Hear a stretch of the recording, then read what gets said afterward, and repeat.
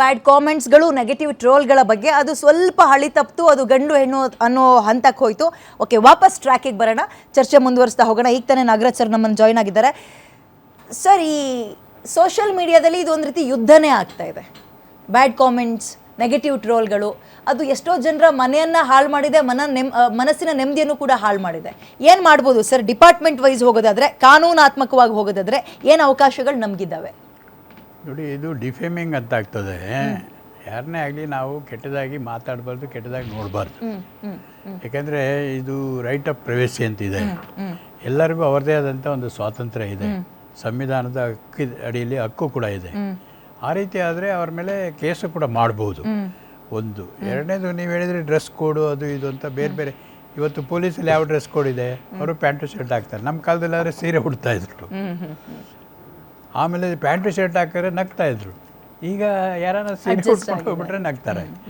ಹಾಗೆ ನೀವು ಒಂದು ಪೈಲಟ್ ಇರಲಿ, ಲೇಡಿ ಪೈಲಟ್ ಇರಲಿ ಅಥವಾ ಜೆಂಟ್ಸ್ ಪೈಲಟ್ ಇರಲಿ, ಏನು ಡ್ರೆಸ್ ಹಾಕ್ತಾರೆ? ಸೇಮ್ ಕೋಡ್ ಇರ್ತದೆ. ಯಾಕೆ ಅಂದರೆ ಇದು ಇವತ್ತಿನ ಕಾಲದಲ್ಲಿ ಆಲ್ ಆರ್ ಈಕ್ವಲ್ ಅಂತ ಬಂದಿದೆ. ಜೆಂಡರ್ ಡಿಫ್ರೆನ್ಷಿಯೇಷನ್ ಇಲ್ಲ. ಆ ಡಿಸ್ಕ್ರಿಮಿನೇಷನ್ ಹೋದ್ಮೇಲೆ ಒಳ್ಳೆಯದೇ ಆಗಿದೆ. ಯಾಕೆಂದರೆ ಫೈನಾನ್ಷಿಯಲಿ ಮತ್ತು ಬೇರೆ ಅದರ್ ಫೀಲ್ಡ್ಸಲ್ಲಿ ಅವರು ಇಂಡಿಪೆಂಡೆಂಟ್ ಆಗಿದ್ದಾರೆ. ಮೊದಲು ಎಲ್ಲದಕ್ಕೂ ಒಂದು ರೀತಿ ಪ್ಯಾರಾಸೈಟ್ ಆಗಿದ್ದರು, ಅಥವಾ ಒಂದು ಸಿಂಬಯಾಟಿಕ್ ಟೈಪು, ಯಾರೋ ದುಡಿಯೋದು, ಯಾರೋ ಊಟ ಮಾಡೋದು ಆಗಿತ್ತು. ಈಗ ಆಗಲ್ಲ. ನೀನು ಇಲ್ಲದೇ ಇದ್ದರೂ ನಾನು ಜೀವನ ಮಾಡ್ತೀನಿ ಅನ್ನೋದನ್ನು ತೋರಿಸ್ತಾ ಇದ್ದಾರೆ. ಇದು ವೆಸ್ಟರ್ನ್ ಕಲ್ಚರ್ ಇತ್ತು. ಆದರೆ ಈಗ ನಾವು ಅವರಿಗಿಂತ ಏನೂ ಡಿಫ್ರೆಂಟ್ ಇಲ್ಲ. ಹೌದು. ನೀವು ಹೊರದೇಶದಲ್ಲಿ ಕೆಲಸ ಮಾಡಿದ್ದೀನಿ ನಾನು, ಹಂಗಾಗಿ ನನಗೆ ಗೊತ್ತು. ಅಲ್ಲಿ ಯಾವುದೇ ಒಂದು ಡಿಫ್ರೆನ್ಸ್ ಇಲ್ಲ. And they call them by name. ಅಣ್ಣ ತಮ್ಮ ಅಂತ I don't think they will call them. Even our big age difference ಇದ್ದರೂ ಕೂಡ they call them by name, but with due respect. ನೀವು ಹೇಳಿದ್ರಿ ಅಲ್ಲಿ ಸ್ವಲ್ಪ ಸಮ್ಮರಲ್ಲಿ ನೀವು ನೋಡಿಬಿಟ್ರೆ ಕಣ್ಣೆತ್ತಿ ನೋಡೋಕ್ಕಾಗಲ್ಲ, ಆ ಥರ ಡ್ರೆಸ್ ಹಾಕ್ತಾರೆ.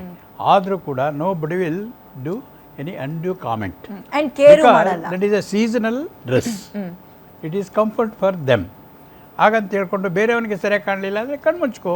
Okay, but you have no right to discriminate comment on. Sir, ಇದನ್ನ ಹೇಳೋರ ನಂಬರ್ಸು ಜಾಸ್ತಿ ಇದೆ, ಬಟ್ ಅದನ್ನ ಕೇಳ್ದಲ್ಲ ಇರುವಂತವರ ಸಂಖ್ಯೆ ಇನ್ನೂ ಜಾಸ್ತಿ ಆಗ್ತಿದೆ. ಅದಕ್ಕೆ ಏನು ಮಾಡೋದು? ಕೇಳದೆ ಇರೋರಿಗೆ ಕಾನೂನು ಪ್ರಕಾರ ಕ್ರಮ ಇದೆ. ಏನು ಮಾಡ್ಬೋದು ಸರ್? ನಾವು ನಾನು ಆಗಲೇ ಹೇಳಿದೆ, ಹಾಗೆ ಮಾಡಿದರೆ ಆ ಕೇಸ್ ಪ್ರಕಾರ ಏನು ಉದ್ದೇಶಕ್ಕೆ ಅವರು ಏನು ಪದನ ಬಳಸಿದ್ದಾರೆ ಅದರ ಮೇಲೆ ಅವರು ಕೇಸ್ ಮಾಡ್ಬೋದು. As A matter of violation of law ಮಾಡಿ ಅವರು ಕ್ರಿಮಿನಲ್ ಕೇಸಸ್ ಹಾಕ್ಬೋದು. ಅದನ್ನು ಹೇಗೆ ಹಾಕ್ಬೋದು ಅಂತ ಹೇಳಿದ್ರೆ, ಆ ಒಂದು ಏನು ಟ್ರೋಲ್ ಇದೆ ಅದನ್ನು ಸೇವ್ ಮಾಡ್ಕೊಳ್ಬೇಕು. ಅದನ್ನ ಅನ್ಎಡಿಟೆಡ್ ವರ್ಷನ್ ಇರಬೇಕು. ಇವತ್ತಿನ ಕಾಲದಲ್ಲಿ ನಿಮಗೆ ಗೊತ್ತಿದೆ, ಎವಿಡೆನ್ಸ್ ಆಕ್ಟು ಅಮೆಂಡ್ ಆಗಿದೆ.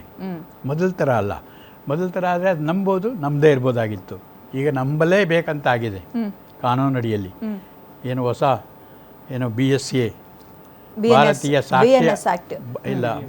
ಸಾಕ್ಷ್ಯ ಅಧಿನಿಯಮ, ಅದರ ಅಡಿಯಲ್ಲಿ ಆಗ technical evidence and scientific evidence ಇವೆರಡೂ ಕೂಡ ಪ್ರೈಮರಿ ಎವಿಡೆನ್ಸ್ ಆಗಿದೆ. ಮೊದಲು ಸೆಕೆಂಡ್ರಿ ಎವಿಡೆನ್ಸ್ ಇತ್ತು. ಮೊದಲೇನಿದ್ರು ನೋಡಿದರೆ ಅಥವಾ ಏನಾದರೂ ಸಾಕ್ಷ್ಯಗಳು ಇದ್ದರೆ, ಮೆಟೀರಿಯಲ್ಸ್ ಎವಿಡೆನ್ಸ್ ಇದ್ದರೆ ಆ ಥರದ್ದಿತ್ತು. ಈಗ ಆಗಲ್ಲ. ಅದಕ್ಕಿಂತ ಹೆಚ್ಚಿನ ಪ್ರಮಾಣದಲ್ಲಿ ಸೈಂಟಿಫಿಕ್ ಎವಿಡೆನ್ಸ್ ಕೊಡ್ತಾರೆ. ಯಾಕೆಂದರೆ ಸೀಯಿಂಗ್ ಈಸ್ ಬಿಲೀವಿಂಗ್ ಅಂತ. ಈಗ ಮಾಧ್ಯಮದಲ್ಲಿ ನಾವು ಇಷ್ಟು ಜನ ಡಿಸ್ಕಸ್ ಮಾಡ್ತಾಯಿದ್ವಿ. ಇದರಲ್ಲಿ ನೀವು ತೋರಿಸ್ಬೇಕಾದ್ರೆ ಎಡಿಟ್ ಮಾಡಿ ಯೂಟ್ಯೂಬಲ್ಲಿ ಇನ್ನೊಂದರಲ್ಲಿ ತೋರಿಸ್ಬೋದು. ಆದರೆ ಅನ್ಎಡಿಟೆಡ್ ವರ್ಷನ್ ಲೈವ್ ಹೋಗ್ತಾ ಇರುವಾಗ ಅನ್ಎಡಿಟೆಡ್ ವರ್ಷನ್ ಇರ್ತದೆ, ಅದು ದಟ್ ಈಸ್ ವ್ಯಾಲಿಡ್. ಅದನ್ನು ಅವ್ರು ತಿಳ್ಕೊಂಡಿರಬೇಕು. ಯಾರಿಗೆ ಆ ಥರ ಒಂದು ಎಫೆಕ್ಟ್ ಆಗುತ್ತೆ ಅವರು ದೇ ಕ್ಯಾನ್ ಗೆಟ್ ರೆಮಿಡಿ. ಅದು ಸ್ಪೀಡಿಯಾಗಿ ರೆಮಿಡಿ ಕೊಡುವಂಥ ಸಮಯ ಇವಾಗ. ಅದಕ್ಕೇನು ಜಾಸ್ತಿ ಕ್ವಶನ್ನು ಕೇಳೋಂಗಿಲ್ಲ. ಅದು ಪ್ರೂವ್ ಆಗಿದೆಯಾ ಸೈಂಟಿಫಿಕ್ ಎವಿಡೆನ್ಸಲ್ಲಿ? ಯಾರು ಫಾರೆನ್ಸಿಕ್ ಸೈನ್ಸಿಂದ ಅದನ್ನ ಟೆಸ್ಟ್ ಮಾಡಿ ಹೇಳಿದಾರಾ yes that is a original ಅಂತ? ಮುಗೀತು. ಅದ್ರ ಮೇಲೆ ಒಂದೇ ಸಾಕ್ಷಿ ಮೇಲೆ ಅವ್ರಿಗೆ ಕನ್ವಿಷನ್ ಕೊಡ್ಬೋದು. ಈಗ ನೋಡಿ, ಆ ಪ್ರಜ್ವಲ್ ಕೇಸು ಇಷ್ಟು ದೊಡ್ಡದಾಗಿ ಮಾತಾಡ್ತಿದ್ವಿ, ಅವ್ರು ಕೊಟ್ಟಿದ್ದು ಯಾವುದ್ರ ಮೇಲೆ? ಒಂದೇ ಎವಿಡೆನ್ಸ್ ಮೇಲೆ. ಕರೆಕ್ಟ್. ಒಂದೇ ಎವಿಡೆನ್ಸ್ ಮೇಲೆ. ಕರೆಕ್ಟ್. ಅದು ಮಹತ್ವ ಇವತ್ತಿಂದು. ಆದರೆ ಯಾರಿಗೆ ಕಾನೂನು ಪ್ರಜ್ಞೆ ಇರುತ್ತೆ ಅವರು ಜಾಸ್ತಿ ಮಾತಾಡೋಕೆ ಹೋಗಲ್ಲ, ಅದಕ್ಕೆ ಇಂಪಾರ್ಟೆನ್ಸ್ ಕೊಡೋಕ್ಕಾಗಲ್ಲ. They will go for remedy. ಏನು ಯಾವುದ್ರ ಅಡಿಯಲ್ಲಿ? ಕಾನೂನು ಅಡಿಯಲ್ಲಿ. ಆಗ ಒಂದು ಎರಡು ಚುರುಕು ಮುಟ್ಟಿಸಿದ್ರೆ ಅವ್ರ ತಂಟೆಗೆ ಬರೋದಿಲ್ಲ. ಡೆಫಿನೆಟ್ಲಿ. ನೀವು ಚುರುಕು ಮುಟ್ಟಿಸಿದ್ರಿ ಅಂದ್ರಲ್ಲ, ಇದೇ ವಿಚಾರ ನಾವು ಪ್ರಸ್ತಾಪ ಮಾಡಬೇಕಾಗಿರೋದು ಸರ್. ಸುಧಾನ್ವ ಸರ್, ನೋಡಿ, ಈ ನೆಗೆಟಿವ್ ಕಾಮೆಂಟ್ ಅಥವಾ ಬ್ಯಾಡ್ ಟ್ರೋಲ್ ಎರಡೂ ಕೂಡ ಸೇಮ್ ತೂಕನೇ ಇದ್ದಾವೆ. ಎರಡೂ ಕೂಡ ಬೇರೆಯವ್ರನ್ನ ಹರ್ಟ್ ಮಾಡುವಂಥದ್ದೇ, ಕೆಳಗಿಳಿಸುವಂಥದ್ದೇ. ಇದಕ್ಕೆ ಕಾನೂನಾತ್ಮಕವಾಗಿ ನಾವು ಹೋರಾಟ ಮಾಡ್ಬೋದು ಅಂತ ಗೊತ್ತಿದ್ರು ಕೂಡ ನಂಬರ್ಸ್ಗಳು ಯಾಕೆ ಕಡಿಮೆ ಇದೆ, ತೀರಾ ಕಡಿಮೆ.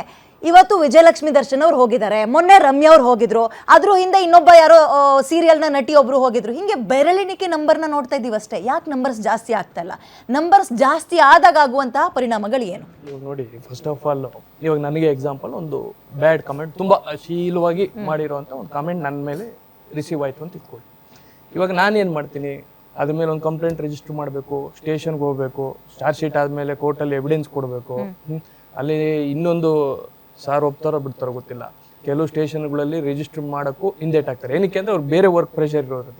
ಇದನ್ನೆಲ್ಲ ಯೋಚನೆ ಮಾಡಿದಾಗ ನಾನೇನು ಮಾಡ್ತೀನಿ, ಆ್ಯಸ್ ಎ ಇಂಡಿವಿಜುವಲ್ ಆಗಿ ಹೇಳ್ತಾ ಇರೋದು ಹೇಗೆ ಆಗುತ್ತೆ ಅಂತ. ಹೋದ್ರೆ ಹೋಗ್ಲಿ ಬಿಡಪ್ಪ, ಅದನ್ನ ಕಾಮೆಂಟ್ಸ್ ಡಿಲೀಟ್ ಮಾಡೋಣ ಅನ್ನೋದು ಆ ಇದ್ರಲ್ಲಿ ಆಗ್ತದೆ. ಬಟ್ ಇನ್ನೊಂದು ಇದೆ, ಇದು ಮಿಸ್ಯೂಸ್ ಕೂಡ ಆಗೋ ಚಾನ್ಸಸ್ ಇದೆ. ಏನು ಇದು ಹಾಕಿದಾಗ ಏನಾಗುತ್ತೆ, FIR ಆಗುತ್ತೆ. ಈ ಲೇಡೀಸ್ ಎಲ್ಲ ಆಯ್ತು ಅಂದ್ರೆ ಸೆಕ್ಷನ್ 75 BNS ಬಂದ್ಬಿಡ್ತಾರೆ. ನಾನ್ ಬೇಲಬಲ್ ಆಗುತ್ತೆ, ಟ್ರಯಬಲ್ ಬೈ ಸೆಷನ್ ಅದು. ಅದ್ರಲ್ಲೆಲ್ಲ ಯಾರನ್ನ ಅಕ್ಯೂಸ್ಡ್ ಆಗಿ ಸಿಕ್ಕಾಕೊಂಡ್ರೆ ಅದರಿಂದ ಆಚೆ ಬರೋದು ಬಹಳ ಕಷ್ಟ ಇದೆ. ಯಾಕೆಂದ್ರೆ ಎಲ್ಲ ಡಿಜಿಟಲ್ ಎವಿಡೆನ್ಸ್ ಇರ್ಬೇಕಾದ್ರೆ ಯಾವ ಐ ವಿಟ್ನೆಸ್ ಇಂದ ಆಚೆ ಬರೋದು ಈಸಿ. ಈ ತರ ಡಿಜಿಟಲ್ ಎವಿಡೆನ್ಸ್ ಗೆ ಎಷ್ಟು ವೇಟೇಜ್ ಇದೆ ಸರ್ ಸದ್ಯಕ್ಕೆ? ಬಹಳ ವೇಟೇಜ್ ಇದೆ, ಐ ವಿಟ್ನೆಸ್ ಗಿಂತ ಬಹಳ. ಮನುಷ್ಯನ ಸುಳ್ಳು ಹೇಳ್ಬೋದು, ನಾನ್ ಸುಳ್ಳು ಹೇಳ್ಬೋದು, ಇಲ್ಲೇನೋ ಒಂದು ನೋಡಿರೋ ಘಟನೆನ. ಇಲ್ಲ ಅಕಸ್ಮಾತ್ ಒಂದು CCTV ಕವರೇಜ್ ಇತ್ತು ಅಂದ್ರೆ ಅದನ್ನ ನನಗಿಂತ ಜಾಸ್ತಿ ಇಂಪಾರ್ಟೆನ್ಸ್ ಕೊಡ್ತಾ ಇದಾರೆ. ಇವಾಗ ಯಾವ್ದೋ ಎವಿಡೆನ್ಸ್ ಆಕ್ಟ್ ಎಲ್ಲ ಅಮೆಂಡ್ ಆದ್ಮೇಲೆ ಡಿಜಿಟಲ್ ಎವಿಡೆನ್ಸ್ಗೆ ತುಂಬಾ. ಇವಾಗ ಎಕ್ಸಾಂಪಲ್, ನಾನು ದರ್ಶನ್ ಕೇಸಲ್ಲಿ ಅಕ್ಯೂಸ್ ನಂಬರ್ 3 ಇದ್ದೀನಿ. ಅದರಲ್ಲಿ ನಮಗೆ ಚಾಲೆಂಜಿಂಗ್ ಆಗಿ ಫೇಸ್ ಅನಿಸ್ತಾ ಇರೋದು ಡಿಜಿಟಲ್ ಎವಿಡೆನ್ಸ್. ಯಾವ್ದೋ ಐ ವಿಟ್ನೆಸ್ಗಳು ಅದನ್ನ ನಾವು ಓವರ್ಕಮ್ ಮಾಡ್ಬೋದು ಅನ್ನೋ ಕಾನ್ಫಿಡೆನ್ಸ್ ಇದೆ. ಡಿಜಿಟಲ್ ಎವಿಡೆನ್ಸ್ ನ ಓವರ್ಕಮ್ ಮಾಡೋದು ಕಷ್ಟ ಅಂತ. ಹಾಗಾಗಿ ಏನು ಬಹಳ ಕಷ್ಟ ಅದು. ಏನು ಅಂದ್ರೆ ರಿಪೋರ್ಟ್ ಕೇಸ್ ರಿಜಿಸ್ಟರ್ ಆಗ್ತಾ ಇಲ್ಲ, ಏನೋ ತುಂಬಾ ರಿಜಿಸ್ಟರ್ ಆಗ್ತಾ ಇಲ್ಲ. ರಿಜಿಸ್ಟರ್ ಆಗಿದ್ದು ಕೂಡ ಜನಗಳಿಗೆ ಅರ್ಥ ಆಗ್ತಿಲ್ಲ. ಇವಾಗ ಕಮೆಂಟ್ ಮಾಡೋರಿಗೆ ಈ ರೀತಿ ನನ್ನ ಮೇಲೆ ಕೇಸ್ ಆಗ್ಬೋದು ಅಂತ 99% ಅವ್ರಿಗೆ ಗೊತ್ತಿಲ್ಲ. ಇದಾಯ್ತು ಅಂದ್ರೆ ನಾನು ಅರೆಸ್ಟ್ ಆಗ್ತೀನಿ, ನಾಳೆ ಕೋರ್ಟ್ಗೆ ಓಡಾಡ್ಬೇಕು, ಲಾಯರ್ ನೀಡಬೇಕು, ಫೀಸು ಮತ್ತೊಂದು, ಅದೆಲ್ಲ ಗೊತ್ತಾಯ್ತು ಅಂದ್ರೆ ಅವ್ರೆಲ್ಲ ಬ್ಯಾಕಪ್ ಆಗ್ತಾರೆ.